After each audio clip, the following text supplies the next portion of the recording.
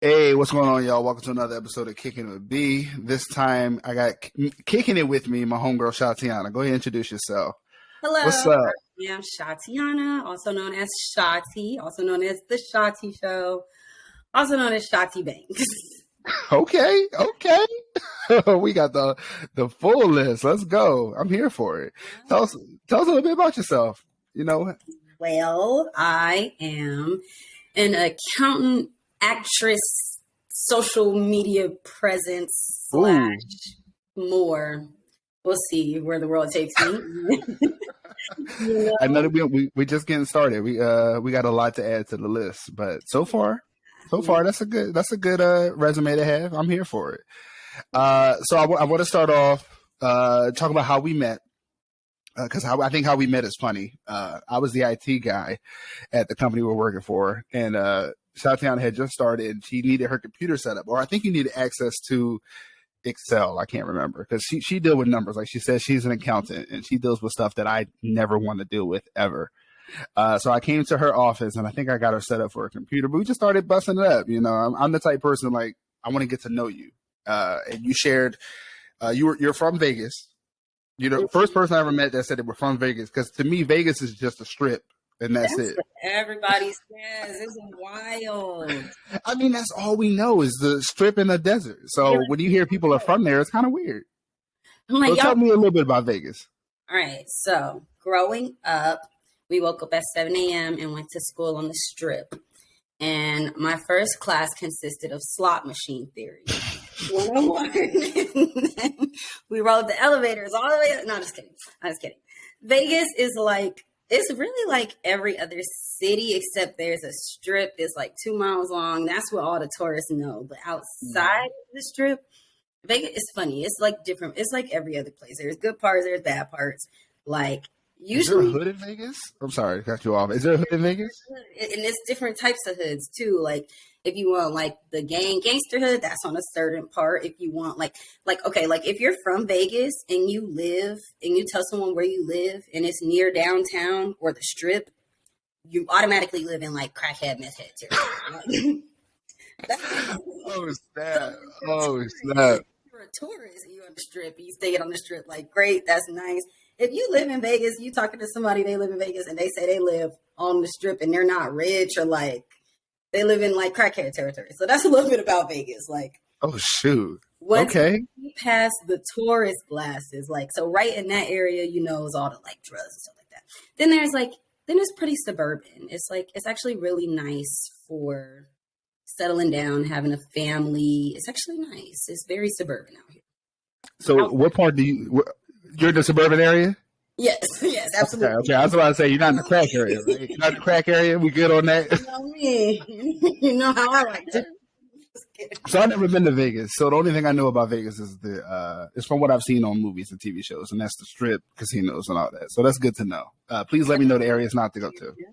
It's Vegas is in a valley, so it's like surrounded by mountains. So there's actually like a lot more than the strip. Most of it is suburbs. So Okay, so you kind of just sold me on Vegas a little bit because I could care less about the gambling, but the mountains I'm here for because we went to Colorado last year and that was fantastic. like So if no, it's got views like that, let's do it.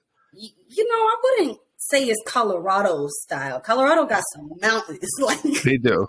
but there is nice like scenery. We got the Red Rock Mountains and hiking. It is very outdoorsy and it's desert, so it'll be different than what you're used to. You know, What's the highest temperature that you've had to deal with in Vegas? probably Because they about hit like those 105 and all those. yeah. That's regular summer temperature. Like Oh no, cannot do it. highest, like it'll hit 120 on those days. It's like damn, but like a regular summer day in like July, August will hit 105. Oh, see, I don't know. I guess I might have to come when it's like 90 or 80 degrees. Do you get? Fall or the spring, probably. Okay, Especially if cool, you're not cool. into like gambling. Nah, that's not my thing, but that's all Joy thing. You know, I'll let her do that. Well, come in Yeah. the summer then, and then you can go to the clubs, the pool parties. Let me get where I want to get first, and then we can talk about that. Okay. But it does sound like fun though. So like I mentioned, Shatiana is from Vegas, but we met here in Georgia. Because at the time she was living here. So tell the people what brought you to Atlanta, because I know what brought you to Atlanta. So I'm curious. I want you to share your story. Okay. Acting, I feel like, is what brought me to. Actually, I know it was acting what brought me to Atlanta. When I left college, I went to college in Mississippi. I was in Texas for a few months, and then I was like, where am I going from here? And like LA, y'all know how expensive LA is. And I always knew I wanted to try acting. And so I moved to Atlanta and started my career. Yes, indeed. And you had some success here too, didn't you? Yes, I did. I did. So share that. I was on all of them like little murder shows, Yo, that was always weird to me that you were part of a dramatization. I was like, I just couldn't be like reenacting a murder. Did you see the one with the mug shot that they held up with me? Yes. You showed me your audition clip for that. That was very funny. When the episode came out, they made the mug shot look a lot worse than it did. Like they like added on eyebrow, like made my eyebrows furry. They made my eyes all dark underneath. Like it was bad. But yeah, I was on those like For My Man, Snapped, ATL Homicide, that type. You got a good track record. I mean, look, that's a good start. People watch those shows. I know people that are into those shows heavily. So that's a good thing. Clearly, because you had to prepare for them. But you were also. So I had the benefit of being cool with you, and you would share some of your clips and your auditioning clips. And I remember one time you had a audition for a slave. You showed me your like slave look, and that was funny because seeing Shati at work is very different than Shati in those type of clips. Like she'd be at work, she looked like this right here, like she is now. But in that picture, she like looked like she had mud on her face, had her hair like out and like back and disheveled a little bit. And I was like, wow, she is really committing to that. So you really have to. Acting is more than just like memorizing lines. It's really becoming those characters physically and just the way you're talking about that. Yeah, people forget the make it believable part too. Like you become the characters and you got to make it believable. Like sometimes you watch stuff and the way people say things, you're like, nobody would say that like that in real life. Like I think that's the hardest. This is true. Like, yeah, and especially and we were watching something and it took place in like 2003. So I mean, you got to say things or have like props or clothing from that timeline. And that's really interesting to me that they hold on to like old cell phones and stuff just so they can do that. Cause I used to, after I left where we worked together, I started working for Georgia State downtown and whatnot. And that's where they shot a lot of the Marvel stuff. And, I would see them put like old school cars, like cop cars and stuff. And I'm like, they actually have this stuff like somewhere. And it's really cool. They try to immerse the entire world into that. It's really cool. And you got a front row seat in that experience. So how's that been since starting? Sorry. It's just been amazing. Like what you were saying, like the way they keep that type of stuff. Like I was in a film, it was filmed in LA. And we needed a armor truck. It was like Set It Off, but it's called Squad. It'll be coming out in 2023, hopefully. Okay.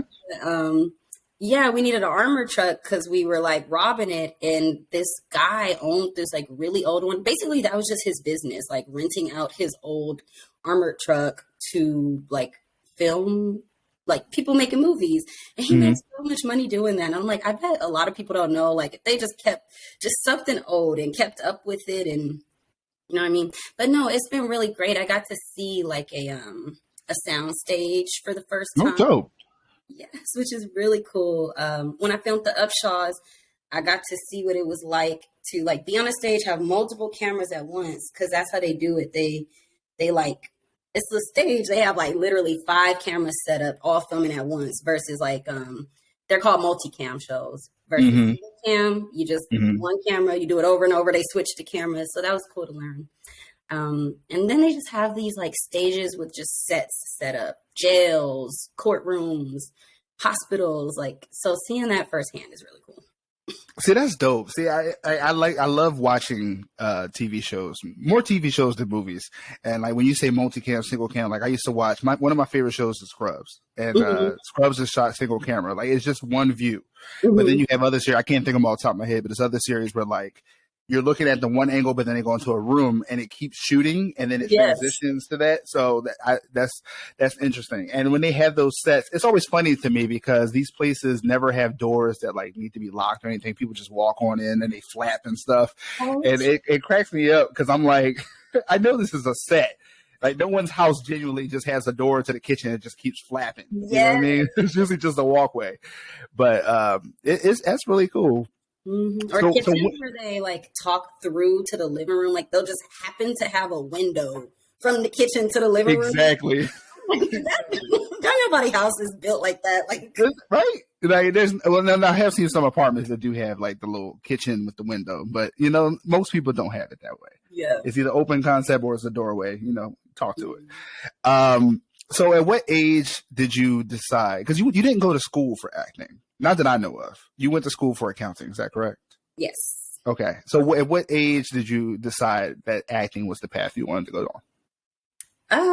Really after college. I mean, I was into acting as a kid. I did plays and stuff like that. Went to some camps. Mm-hmm. Okay, that I did know. Yeah, I put it on the back burner though for school, for soccer. I played soccer through college, which paid for my college. And then after college, I kind of just was like, I'm really young. Like, I don't know. I just started thinking about working a type of job like accounting for the rest of my life at age 21. Anyway, that's when I decided I wanted to like go and follow my dreams. I was like, I'm not getting any younger. So. But I love that though, because when I met you, it blew my mind that you were as young as you were. And you were an accountant dealing with like one time, I think you had like to deal with like $1 million one time. And I was like, you just crunching numbers all day? Like at your age, like when I was your age, I wasn't worried about accounting. I was out here. I don't even know what the hell I was doing at that time. But I'm glad that you decided that you wanted to focus more on you and do something that's exciting for you because you've seen a lot of success with it. And that leads me to the first thing I want to talk to you about is recently you went viral. One, I'm actually mad about this video. I love the video, but I'm mad because it kind of ruined it for people like me that work at home.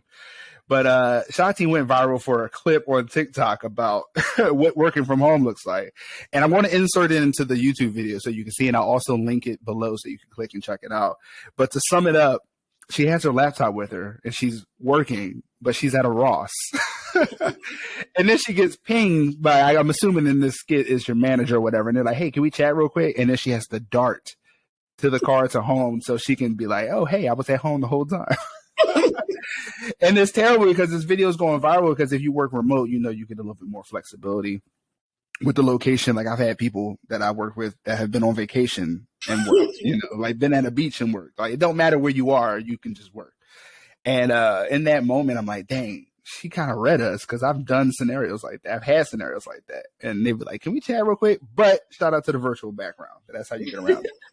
But that led to some big things for you because I remember that went viral. I started seeing some people I follow sharing it. I'm like, how the hell? Okay, that's what's up. And then if I recall correctly, it did lead to a bit of a brand ambassador position for you with Ross. Is that right? Like a little shout out to them? Yeah.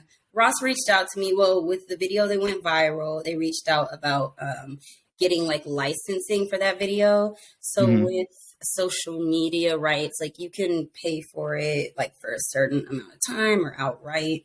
Of course, it costs more if you want like rights to a video forever. But Ross reached out to get rights to the video for like a couple months so they could run it on their social medias. And they paid me a check. It was nice, you know. Hey. And then after that, like I had contact, like they follow me on TikTok and like I knew I had their email. So I actually reached out to them with another video trying on some clothes and whatnot because Ross is my favorite store. I even be there during work. Just kidding. Just kidding. I would never. No. I would never. But you know, so I reached out to them and they liked the video I put together. And then like, you know, they we had another contract for that video. And so like it's just like a working relationship with them. But with all things, I did learn with that experience, the viral video, and with Ross, that you just kind of, and with acting in general, like moving to Atlanta, I learned that you have to keep, like, I guess, looking for the next thing or keep working for the next thing. Like, I guess, I I think when I was younger, I assumed like one of these things happening was just going to be like, and then that was just going to be. You're going to be done. End. Yes, the end. Like, and I think people don't really like see past, like even with viral videos, there's always what goes up comes down. So I've learned to have to keep, staying up, I guess I should say. So that's what I've learned with that, which has been interesting. Yeah, but you've been pretty consistent with it. Like I think I met you, I want to say 2018, I want to say. And you've been very consistent with it. Like we just talked about you auditioned for several roles. You've landed the Upshaws. That's fantastic. If you're not watching that on Netflix, please check it out, especially now that I know my homie's on there. And then you got the viral video. And I think you even had more videos after that got a little buzz too, right? Yes, because you're on TikTok, and I know TikTokers, you get a large audience on there. Yes, you got a nice following. A few videos with some buzz, like, and it's always interesting or funny because it's always the ones you don't expect or like the random things, like. But yes, I have had a few videos.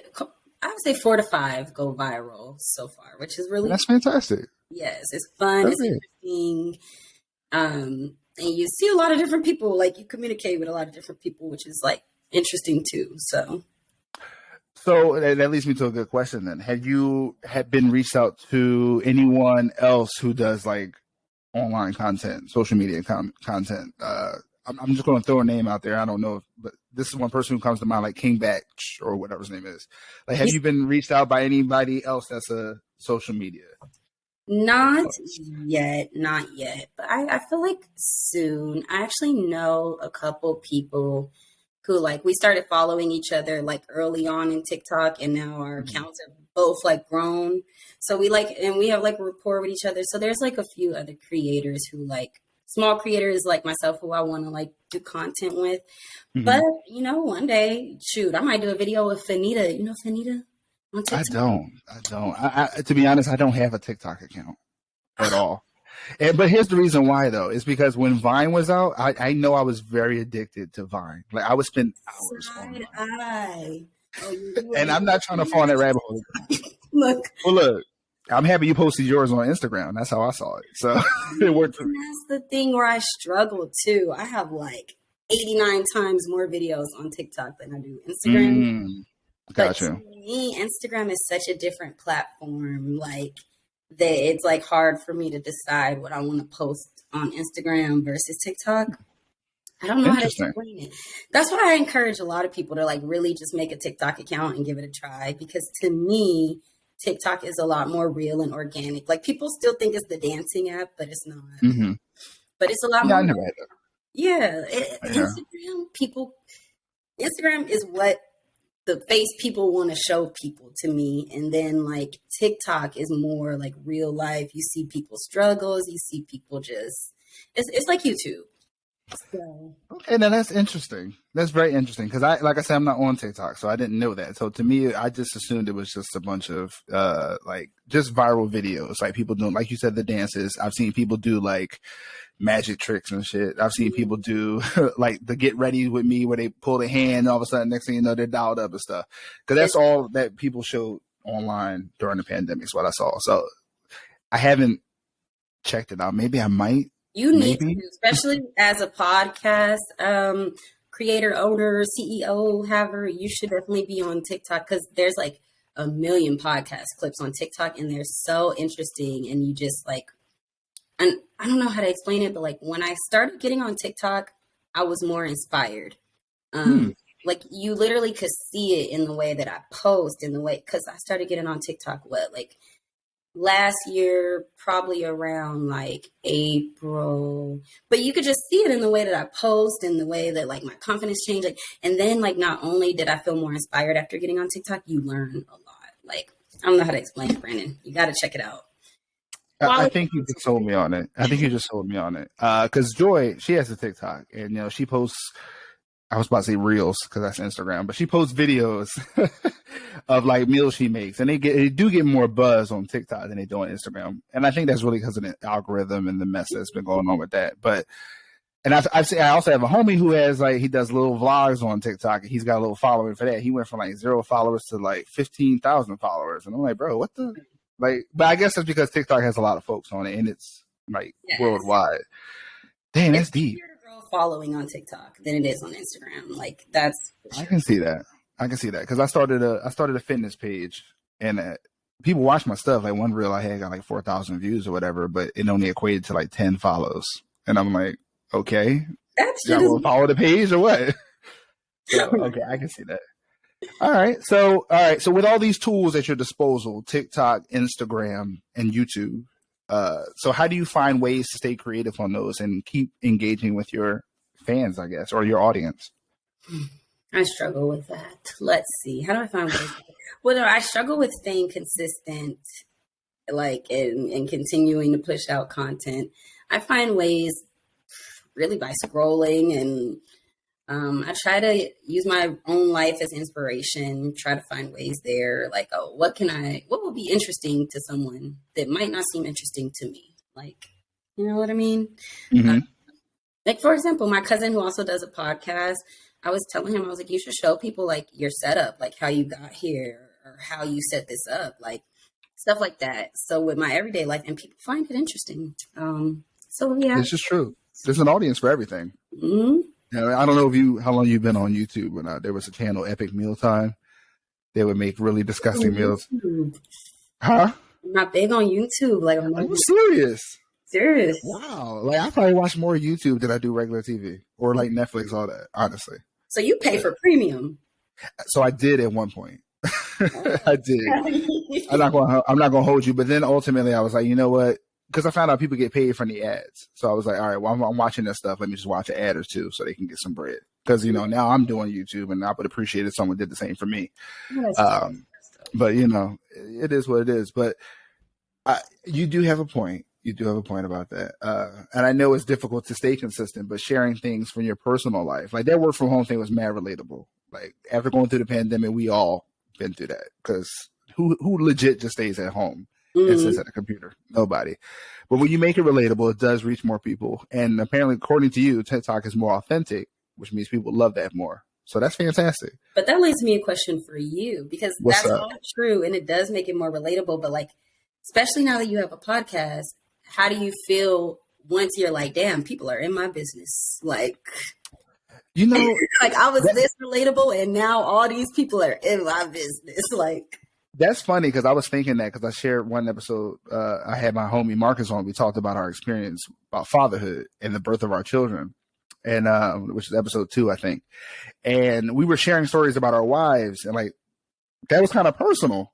But at the same time, he hit me the next day and was like, maybe we shouldn't have talked about that. And I was like, but I feel like it helped people, because I had so many people reach out like, oh man, like I didn't know that, childbirth was like this, or C-sections or whatnot.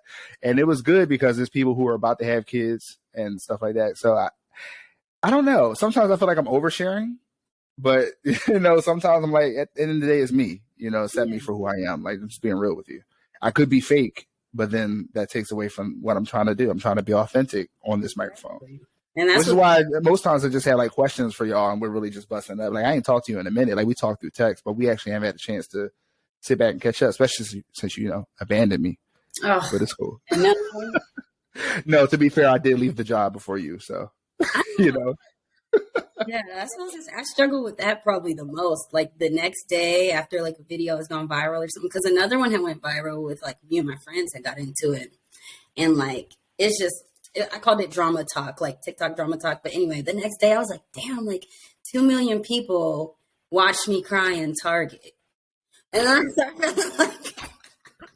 I'm like, I'm embarrassed now. Like, but then I'm like, well, that's why they watched though, because they probably relate. Like, so I get that feeling that you have where you're like, dang, maybe we shouldn't talk about it. But you're like, damn, that's me. Yeah. I mean, live.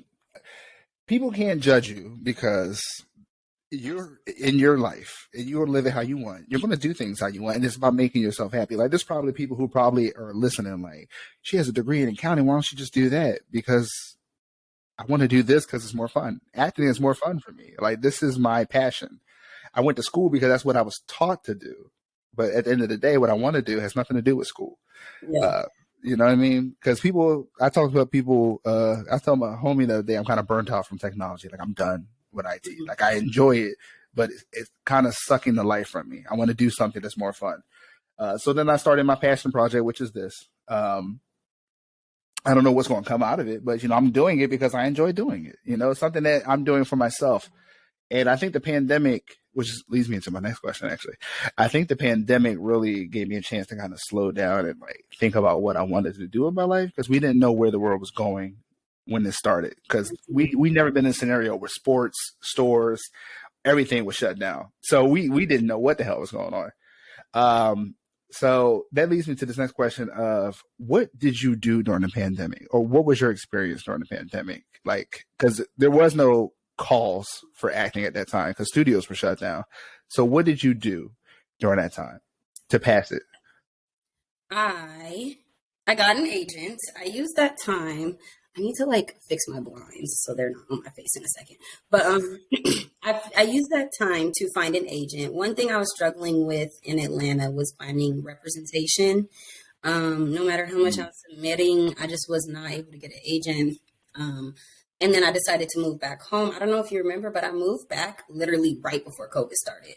I think I moved. Yeah, I do recall that. Yeah, I moved back a few months, or maybe 4 to 5 months before COVID started. That's good timing, though. It was perfect. I didn't have an agent out there. I didn't have an agent in LA. So I used that time during COVID to literally look at a list of every single SAG franchised agency out of LA. And I looked up and Googled and researched every single one. And I submitted my stuff. And I made an Excel spreadsheet so I could like keep track of like who I sent what to, who I got a response from, stuff like that. I know it sounds like boring, tedious stuff, but I reached out to agents. I didn't know all that. I didn't know all that took place to, do that. So that's fantastic. Yeah, I reached out to every single agency. I heard back from I reached out to a lot. I think I heard back from like 3 or 4 based out of LA, and then I found an agent. I settled with one, and yeah, so I got an agent early on during COVID, based out of LA, and then once COVID actually, I feel like there were still auditions going on during COVID because There were. I had to think about that because they were just doing more virtual ones. Like, people would record them at home. Because I remember I did have a friend who did audition for a role, and they had like the ring light, and they had to shoot it at their house. So I remember that. So I apologize. I misspoke. Oh no, it's cool. And the thing is, though, like Atlanta was always doing that. The Atlanta market was always doing because you saw my tapes, you saw how they were always doing that. But LA used to do like in person and stuff. But LA had like this shift into like self tapes that they didn't really like were doing before. And I was in a good position coming directly from Atlanta. I knew how to self tape. I knew how to do it myself. Like, because that takes time to learn. Like, people think, you just put up a camera, but it's gonna look terrible. You know what I mean? Like, it has certain things. So yeah, things worked out perfectly for me. And then I was living in Vegas, but I was auditioning out of LA. But now, thankfully, because of COVID, it don't matter. They don't know I'm in Vegas. You know what I mean? So honestly, everything kind of just aligned like perfectly. So you would say that the move from Atlanta to back home is pretty much when you got your jump off point for what you've been doing lately. Life and time is just difficult. That's hard to say because I'm about to move back to Atlanta. Say what? Okay. All right. Well, I'm here for it, but okay. But I will say yes. Here, I can't with the. Sorry. I know you're gonna fix some blinds. I just cannot any longer. Intermission. It's all good. I saw the sun hit you right in your eyes. I was like, I don't know how she's doing with that. I was trying to be a trooper, but okay. Yeah, so I will say it did jumpstart because the auditions I've had once I got my agent, y'all, there's so many shows on TV right now that I auditioned for. It's it's bittersweet, because I'm not on them, but I've made it to be able to audition for those type of shows. So things were moving momentous, and then they kind of have slowed down. I haven't really booked. I haven't really been in the same type of training that I've been in if I would be living in LA or if I would be living in Atlanta. So like I was like, I either need to like what I was saying earlier, have to keep doing things to stay up. I was like, I know that I need to either go to LA and be present in LA or go back to Atlanta. And just thinking about, my income now and the lifestyle I like to live, like which is a fun lifestyle. Like you be out here. She be outside for real. But that's what's up. You be having a good ass time. I can't get mad at that. So I had to decide. I'm like, I have to keep moving forward. Like things are cool, but they not moving how I want them to move. And I'm like, do I want to like with my salary be like struggling in LA or living nicely in Atlanta while still being able to do training and do acting and So I say all that to say that I'm moving back to Atlanta. I think it's so. I have a question for you because you mentioned Atlanta and LA, and I know those are both big areas for movie and TV production, which is interesting to say about Georgia because that's like a newer thing within the past few years for them. But besides the money aspect, is there a benefit doing this in one versus the other? Like when I say money aspect, I mean like LA is not cheap. Like I know that because I got family and friends out there. I know it's not cheap to live out there, but acting wise, do you think you have more of a shot there or here? Because you did have to make a decision. So I'm curious to know what was the deciding factor. I really don't know. Like, if it's up to me, I'm going to keep my agent on the, like, I really want to be bi-coastal, especially since I work from home. Like, I can just, so it's really hard to say where, because like, I just know right now, if I look at like the people I know, the actors I know in Atlanta and then the actors I know in LA and just the timing right now, because it just stuff changes. Right now, my Atlanta actor friends seem to be doing a little more well than my LA actor friends. And I don't know if it's like, COVID regulations, like they're really strict on that in LA. And Atlanta ain't strict on shit. So Atlanta was outside during the pandemic. You know what I mean? There was nothing shut down. That is so funny. But it could be that. Like, I don't know. So I'm not closing the door to any coast. But I just feel like right now I see a little more popping off in Atlanta. And so I want to, either way, being able to be in the actual city and network is just always quality. I haven't been able to do that the past 3 years because I've been in Vegas. So, how far is LA from Vegas? Like, if you had to commute there, it's like a 4-hour drive, 5-hour drive. Okay, so it's about that. I got some horror stories with that. Like when I booked the Upshaws, they're like, we need you in the morning for a COVID test. Mind you, nobody knows I live in Las Vegas. Yeah, so they're like, they thought you were a bus ride away. Meanwhile, you over there doing a road trip. Yeah, they're like, you booked. They need you in the morning for a COVID test, 8 a.m. sharp. It's like 9 p.m. Oh.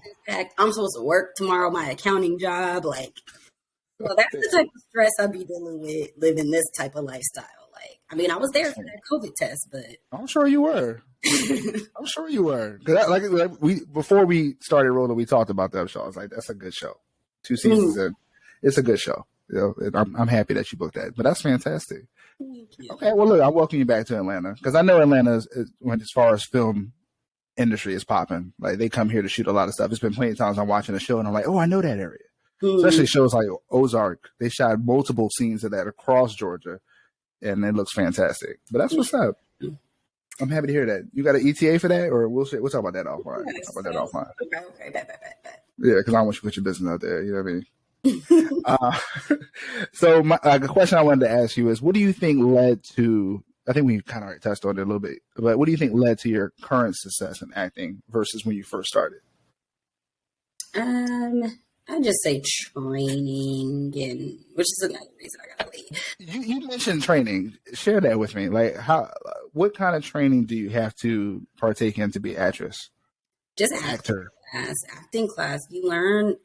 A lot of people are naturally good actors, but like it's like little details and stuff. Same with a job. You would learn that make like miles better. It like makes a difference just from like how you look at things, to, stuff like that.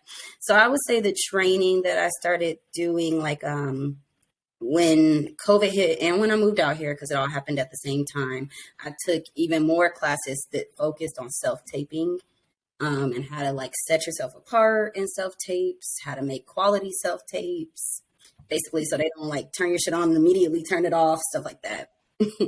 So I would say that helped set me apart a lot. Having an agent helped because, like, I tell you the type of stuff, like without an agent, I'm auditioning for like, and no, this isn't like a knock to any of these shows, but this is just like to give you guys an example of what it's like to not have an agent and then what it's like to have an agent. Yeah. So when I didn't have an agent, I'm auditioning for like Snapped, For My Man, the stuff we talked about earlier, Oxygen shows, stuff like that. Mm-hmm. And I could also submit when I'm able to see like certain Tyler Perry shows. I'll submit to hopefully get an audition, but I wasn't getting those auditions.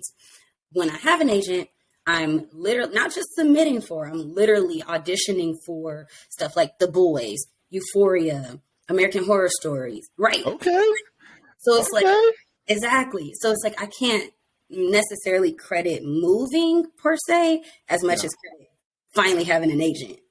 So having an agent gives you more connections to those, I don't want to say high quality, but like blockbuster shows, like the ones that are bigger hits. 100. Like The Boys is huge. Euphoria is huge. Like what? HBO be out here with the shows. Okay. So yeah, that's audition for rap shit. Like I'm telling you, like so. First of all, that's my show. That's my show. And then when I would love to see you on there. I know. Oh, that would have been perfect for you. Because I'm gonna just say this. Looking at her right now, Shati may seem like, she is a sweet young lady and whatnot, but she be turning up, yo. We went out, if you don't mind me sharing. We went out one time with a couple of homies from work, and we had a section in the club. And some song, I don't know what song it was. I want to say it was Bust Down Shatiana, because clearly Shatiana. Whatever. So one of these songs came on. This girl was on the couch rapping the crap out of that song. Just like, you couldn't tell her she wasn't in the music video. So, that kind of energy is appreciated. So rap shit would have been all of you. That would have been all of you. Now that I think the second season's coming out soon, right? Can't wait. I got Atlanta actor friends who are on that show. So it's just like dope. BMF. I literally know like 4 people on BMF. Like, so Atlanta is really doing its big one right now. You know what I mean? Oh, that's fantastic. And it's people that look like us, so that's awesome. Yes. Atlanta's doing its big one. I would hate to miss out, Okay. Well, look, we welcome you back with open arms, so you don't have to worry about that heat. Like, it's not as bad here. Like, we get 100 degrees. You got to worry about above that. You got to worry about the cold, because it gets cold there. It does. Dang, that means you're sitting pretty over there in Vegas right now, because I think it's like 43 degrees here. Yeah, I'm actually sweating right now. I got on this sweater. It's like 65 outside, and I'm like sweating. Oh, gosh. Okay. All right. She's showing off now, y'all. But I appreciate you sharing that. So one question I want to ask you is, what's one of your favorite things about acting? Favorite things about acting? I just say getting to be someone else, like getting to live a different life. Like, it's like when you immerse yourself in that character and you're living that life, it's like literally living a different life. Like, you get to say shit you would never say. Like, it be stuff like that. You get to do shit you would never do. Like, stuff like that I just really enjoy. And just bringing a character to life. I don't know if you've ever seen any of the videos on Instagram where they show the script and then show the scene. And like, yeah, I'll send you like some accounts where they do that. And it's really cool to see how somebody like brought that script to life. So that's like one of the best parts to me. And I will say that is something I really enjoy. Like, so I just recorded another episode with my homie right before ours, and we were talking about The Last of Us. I don't know if you've watched that show yet. Have you? Okay. So I asked another question before I continue. Have you played the video game? No, I was about to ask you that. I did not. Okay. I wasn't into scary games, and like, Got you. It is a scary game. I mean, look at the show, of course. But so that character on the last episode, we're talking about episode 3 now. Okay. This is recording. Episode 3, the character Bill. He's in the game. But Bill. Which one is Bill? The gay couple. that was Which living in the one? house? Oh, Yeah. he was the one that had the house at first. Okay. The, Yeah. the survivalist dude. Uh-huh. So in the game, he is that kind of character, and he like hints at the fact he had a partner. But long story short, he was dead in the game before, whatever. Anyway, but this episode like dove deeper into their relationship. Like we don't get to see that in the game. Like we got to see how they started, how they met, and all that.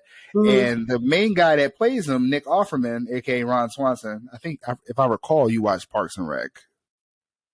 No, but I know exactly. I know his character from Parks. I didn't watch it. I know exactly who he is.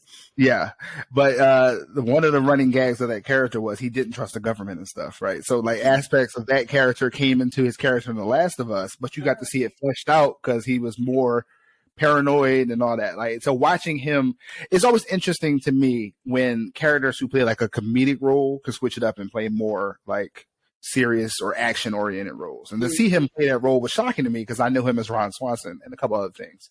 But to see him in that role, like more aggressive and like a romantic scene with him is interesting. And I feel the same way about Jason Bateman. Like I'm not a fan of anything he's been in comedy wise, except Arrested Development. I do like Arrested Development. But to see him play Marty Bird in Ozark is like a totally different character. And I'm like, that's great. I love when characters can switch it up like that. Yes, yes, like same. I love. Yeah, someone like asked me recently. They're like, "Don't you think actors like act like live their?" Basically, they asked if they just act like themselves, and I'm like, I mean, some actors act like themselves, but I'm like, the best actors are the ones where you're like, damn, they're not even like, they're nothing like that. Like how you just Exactly. you know? Yeah. And I think that's really cool. One thing, here's a question I have for you too. I just thought about this, but would you ever do voice acting? You already know I'm in voice acting. I don't know that. Oh, I remember you did commercials and stuff, like just audio, but I mean, like, we're talking like cartoons. Would you do like a cartoon character kind of thing? Absolutely. Not like no Family Guy, but like, SpongeBob or something. I don't do any of that. I don't care. Yeah, no, I actually already have like a voiceover demo, not necessarily a character demo. That's something I want to. I have so much stuff that I need to like do, but I want to make a demo for like animation, voiceover animation, and dubbing. That's crazy now too. All these international shows that we're tuning in. Yeah. So I want to make something for dubbing, like Netflix. So Okay. yes, and I already have had some training with that, and I know like a lot about that. So. Oh, yeah. Excellent. So that means when they bring back the Avatar, as they're going to bring it back, I'm going to hear you on there. That's what, because fun fact about Shatiana, she loves the Avatar. Like, I'd never seen it before. She's the one that put me onto it. You never saw Avatar? I've seen it now, but I'm saying I didn't see it until after we started talking about it. I was about to. You put me on, and I watched the whole thing, and I'm in love with the show. I do not like Legend of Korra, though. I'll be honest with you.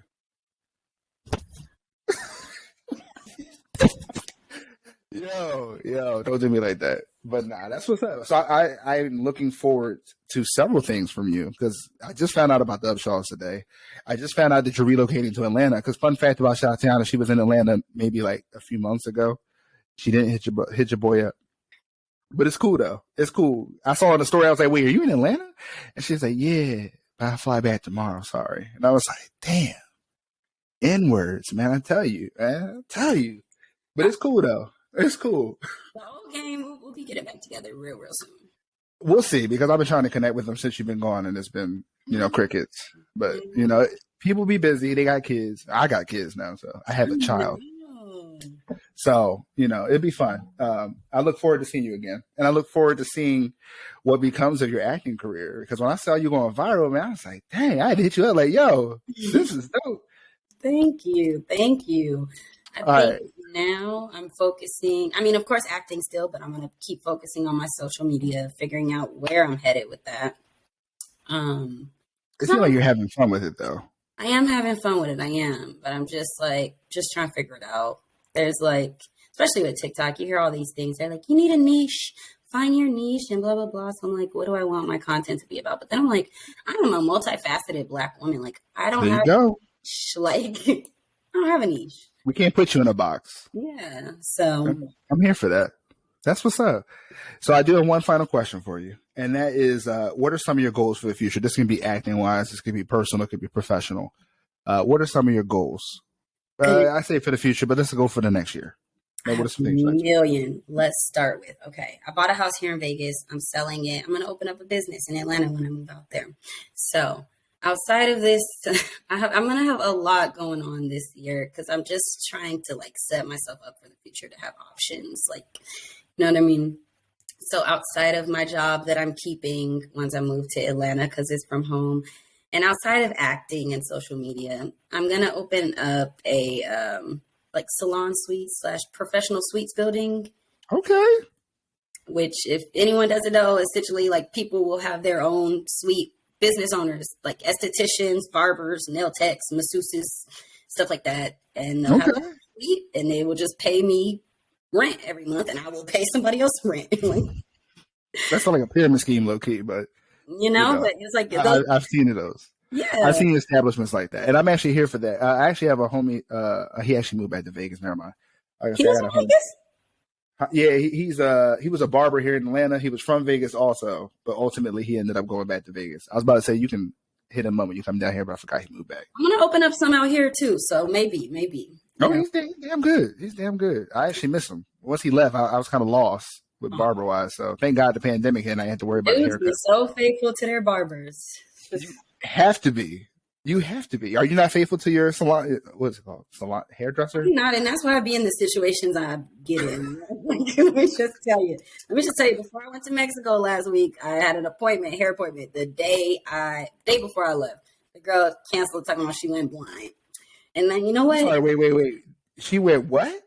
Blind. You know what? Yo. You know what I mean? That's what I get for not sticking to one person consistently. I be cheating on these girls. Like, but this is what I get. Not blind though. Blind? Like, how do you come back from that? What if you see her on Instagram next week doing someone else's hair? She has been doing other people's hair. Blind. Oh shit. If I had been faithful to my other girl, she wouldn't have did me like that. But anyway, yeah. So that's sorry. I'll be to the side. No. So Atlanta, pyramid scheme, beauty salon type thing. You know, just ownership. I was like, when I bought the house, sometimes people think owning a house instantly equates to wealth. It doesn't. You know what I mean? It doesn't at all. Not even nearly. I'm like, even if I rented this house out and moved back to Atlanta, that would not equate to wealth for me.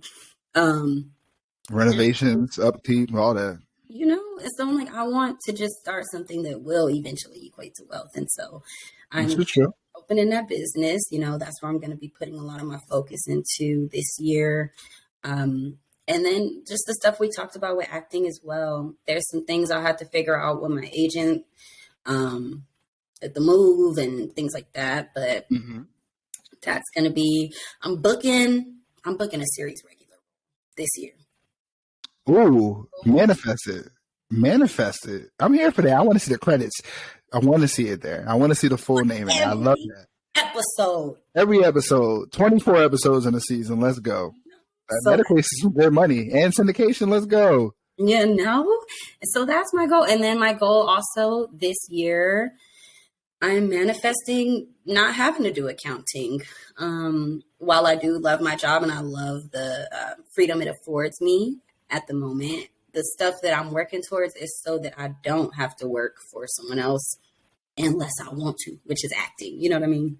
Mm-hmm. So that's another thing. So those are my 3 major goals this year. Those are major goals, and I do not doubt that you will meet them. You know, some of them are going to be a little difficult. That means I don't know that. I've seen you, like I said, I've known you for a few years, and I've seen you manifest things. Like you told me you wanted to act, and you. So, quick fun fact. I'm sidebar. You know Quinta Brunson, Abbott Elementary. So I used to work with her at Apple. Like when I lived in Philly, we legit worked with each other. And the last week that she worked at Apple, we were just talking.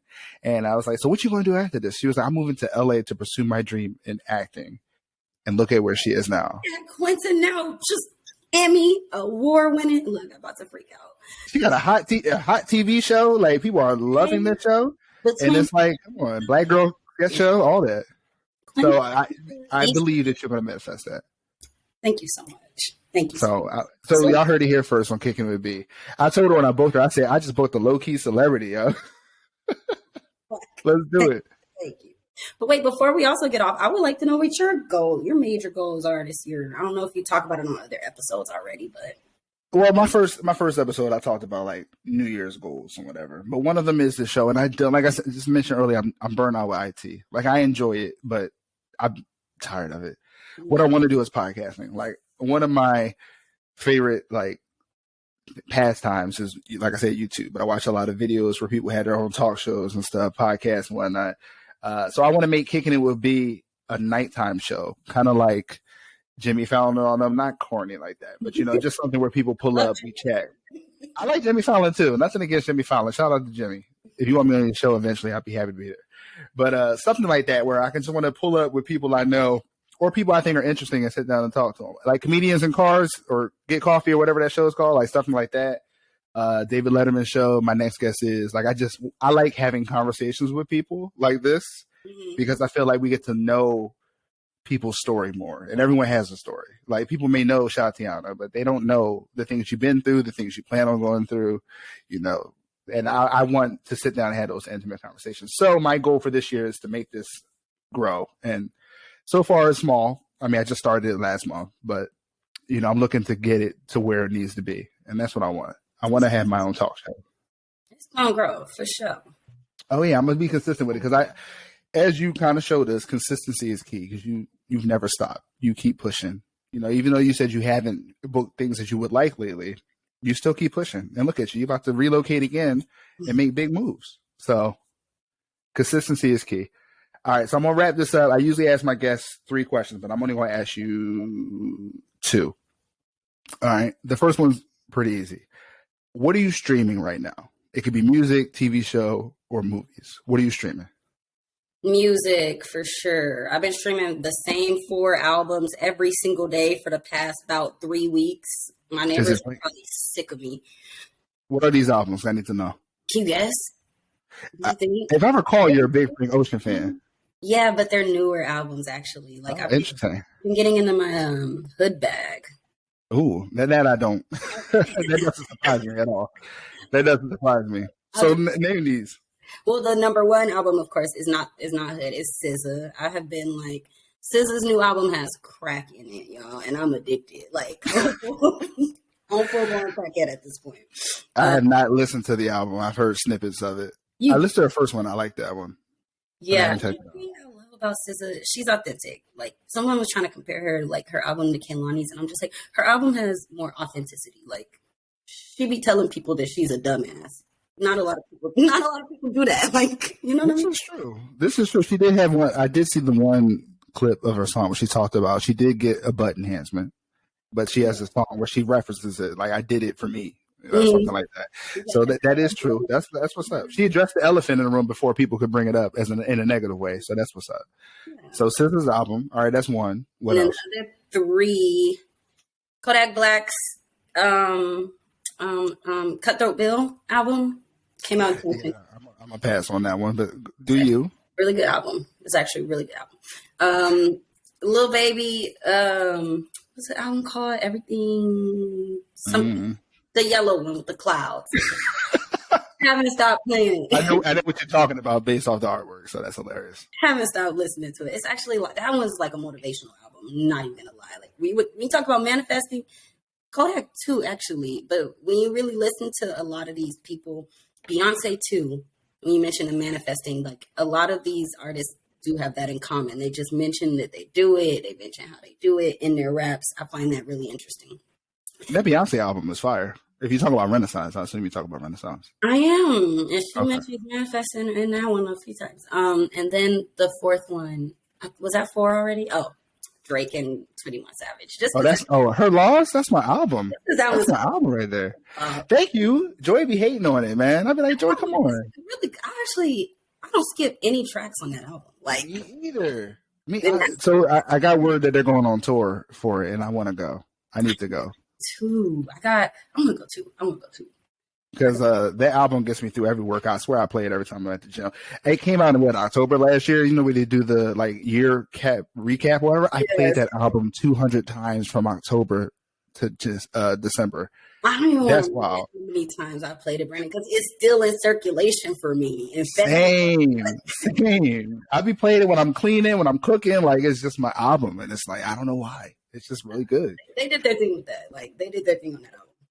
I appreciate you sharing that. That lets them know your taste in music. 'Cause like I said, she can turn up, y'all. She would be in the club like that.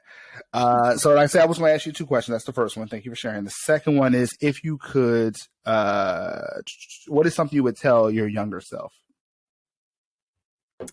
Like a piece of advice. One thing I would tell my younger self.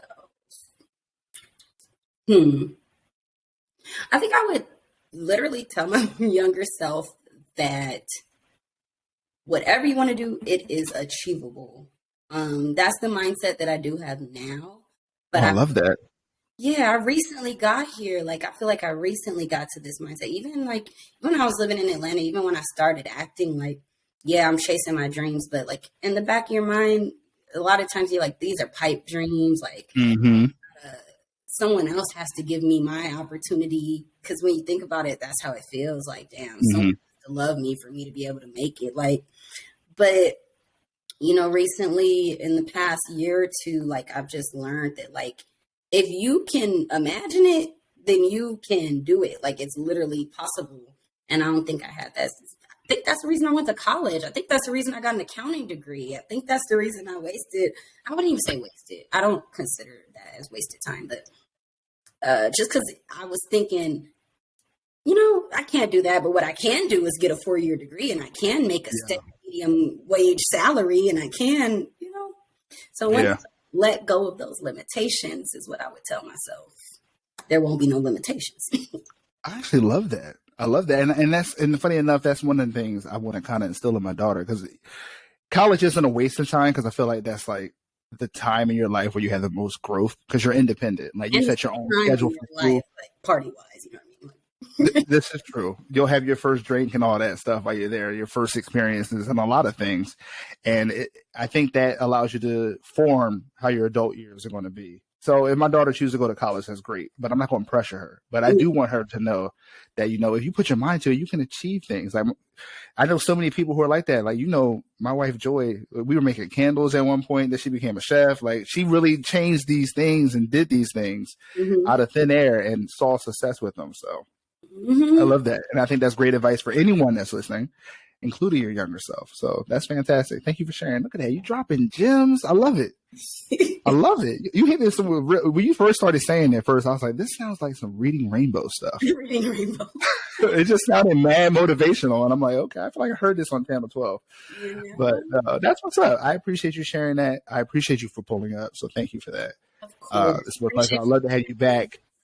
Thank you for having me. Of course. I'd love to have you back after you move to Atlanta, after you booked a couple more things, after we've seen you on the big screen. You know what I mean?